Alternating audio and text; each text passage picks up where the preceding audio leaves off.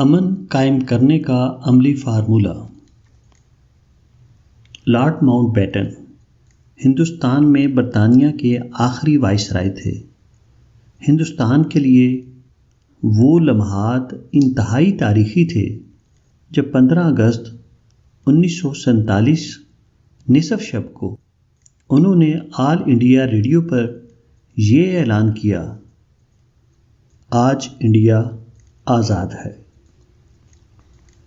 لیکن جب تحریک آزادی کے تمام رہنما یہ اعلان سن رہے تھے، عین اس وقت مہاتما گاندھی جی آزاد ہندوستان کے سب سے بڑے حامی دلی میں موجود نہ تھے۔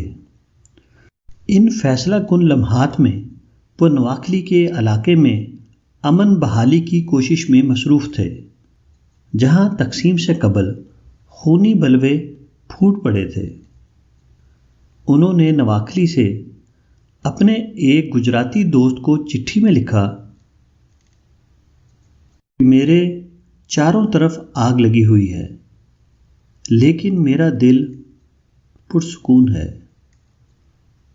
مہاتما گاندھی جی میں یہ صلاحیت تھی، تاریخ کے اس نازک موڑ پر جب امن و سلامتی دور کی بات لگتی تھی، وہ اس وقت بھی اپنے دل کو پرسکون پاتے تھے۔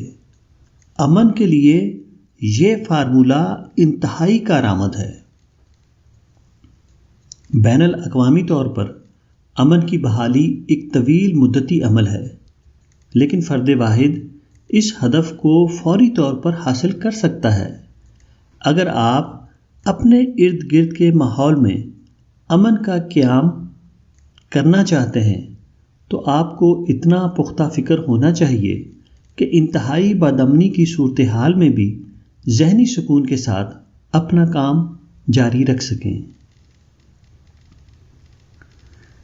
یہی پرامن زندگی کے لیے قابل عمل فارمولہ ہے۔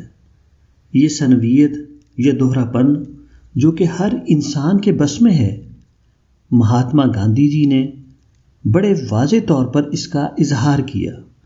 یہ سارا عمل اپنے فکر و خیال کو منظم تھاٹ مینجمنٹ کرنے کا فن ہے۔ انسانی دماغ بے انتہا صلاحیتوں کا حامل ہے۔ کسی شخص کا 2 یا 2 سے زیادہ زبانوں پر عبور رکھنا عام سی بات ہے۔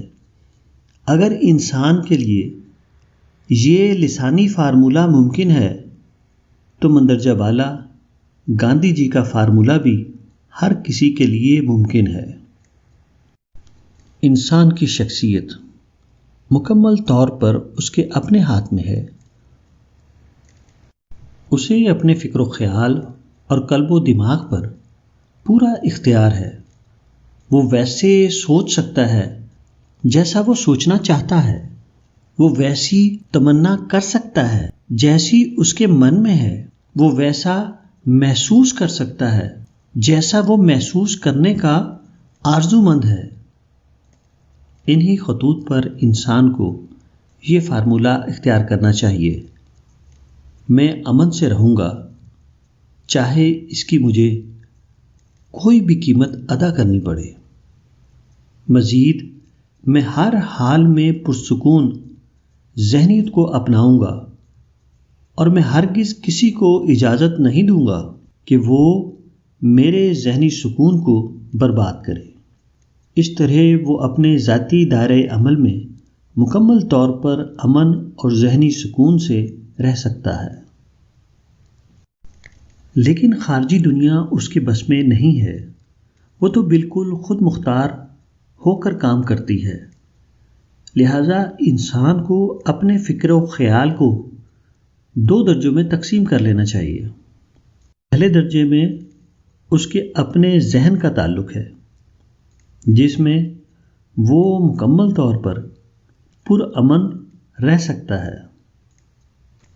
دوسرے درجے میں خارجی دنیا کا تعلق ہے، جو اس کے دائرۂ اختیار سے باہر ہے۔ یہاں اسے دوسروں کی خیرخواہی کے لیے ہمیشہ اچھے مشورے دینے چاہیے، لیکن ساتھ ساتھ وہ سامع کو اختیار دے دے کہ وہ آپ کے مشوروں کو مانے یا نہ مانے۔ آپ دنیا کو تبدیل کر سکتے ہیں، نہ دنیا آپ کے ذہن کو تبدیل کر سکتی ہے۔ اس تقسیم کو قبول کریں اور امن و سکون سے رہیں، اور اس اثنا میں اپنے ارد گرد معاشرے کو پرامن رہنے کی طرف رہنمائی دیتے رہیں۔ ثنویت یا دوہرا پن زندگی کا حصہ ہے۔ زندگی کے ہر شعبے میں انسان اس فارمولے کو اختیار کرتا ہے۔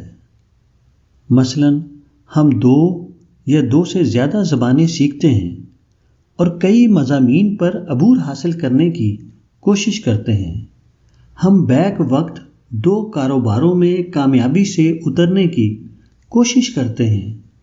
ہم ایک ہی وقت کئی دوست رکھتے ہیں۔ لہذا اگر دوہرا پن دیگر دوائر میں ممکن ہے تو امن کے دائرے میں کیوں ممکن نہیں ہے؟ یہ کہا جاتا ہے کہ ہر مسئلہ ذہن میں شروع ہوتا ہے اور ذہن میں ہی حل کیا جا سکتا ہے۔